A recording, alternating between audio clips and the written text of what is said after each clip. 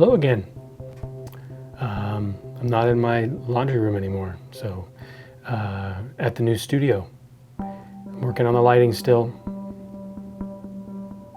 Got a couple little colored lights in the background, but not sure I'm happy with it, but for right now, I like it. So let's get started.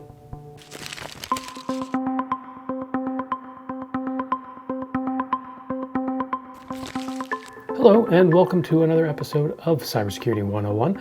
I'm Mark Hemingway, Creative Content Director here at Archer Energy Solutions. And today we're going to talk about incident response planning. What is it? Why is it? It's the who, what, when, where, and why without the who. That's the way I want to look at it. If you're not familiar with how this works, I sit down with ChatGPT and I ask different questions so that I can learn different terms in the cybersecurity critical infrastructure world. So today, like I said, we're going to look at incident response planning. So I have the first question loaded up into ChatGPT, which is, what is incident response planning and why is it important? Incident response planning is a structured approach to handling cybersecurity incidents. It's important because it minimizes damage, reduces recovery time and costs, and helps maintain trust and compliance. Very good.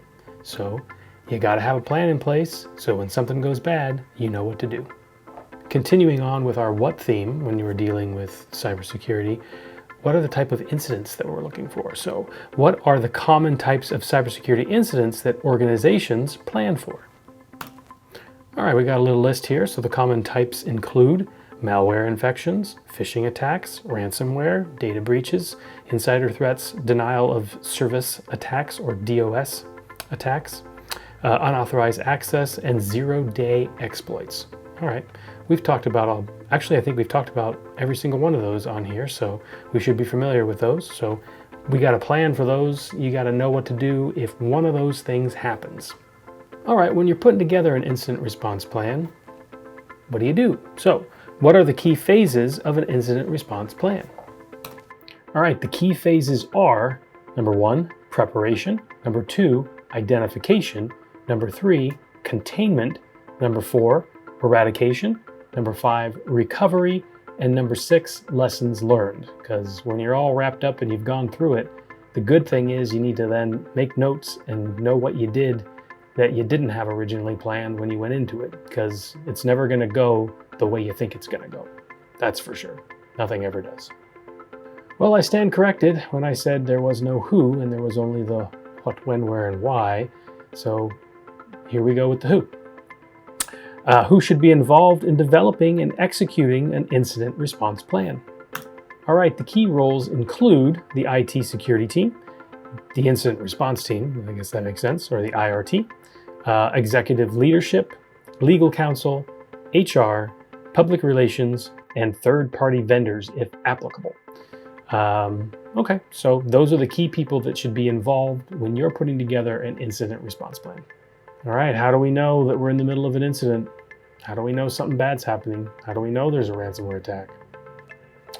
How does an organization detect when an incident is occurring? All right, so through Security Information and Event Management, or SIEM, Intrusion Detection Systems, or IDS, antivirus, or Endpoint Protection Alerts, user reports, log analysis, and anomalous behavior detection tools. All right, so if you've got all these things lined up in place, then you should be aware that something bad's happening when it happens, so that you're not, into it too far before you realize, yeah, crap. All right, so we know how to detect it, but what do we do once it's been detected? So what happens immediately after an incident is detected? We're going with all lists today on Cybersecurity 101, just so you know. The organization first confirms the incident, notifies the incident response team, begins containment procedures, and then documents initial findings. And then just probably prays, does a lot of praying, and tries to get it under control, because I can't imagine the chaos and the just overwhelming feeling that must come with. I mean, this is pretty common. Why do we need to be really good with our communication when it comes to dealing with an incident? So why is communication a critical part of incident response? Let's find out. All right, it ensures clear coordination, timely updates, accurate reporting, stakeholder trust, and regulatory compliance. So if you need to communicate, you need to make sure everybody's on the same page, or else it's not gonna go well. It's not gonna be something that you're gonna be able to solve real quick. You gotta work together as a team. All right, so you've got an incident response plan. How do you do a mock test plan? How do you just test it? How can organizations test or validate their incident response plan? By conducting tabletop exercises, simulated attacks or red teaming, penetration tests, after action reviews, and plan walkthroughs. These are different ideas of how you can go about testing it to make sure that when it actually happens, that it works. All right, you've put together an incident response plan and you're good to go. But how often should it be updated? Everything changes, times change all the time. You got to make sure that you're, up to date. So how often should incident response plans be updated or reviewed?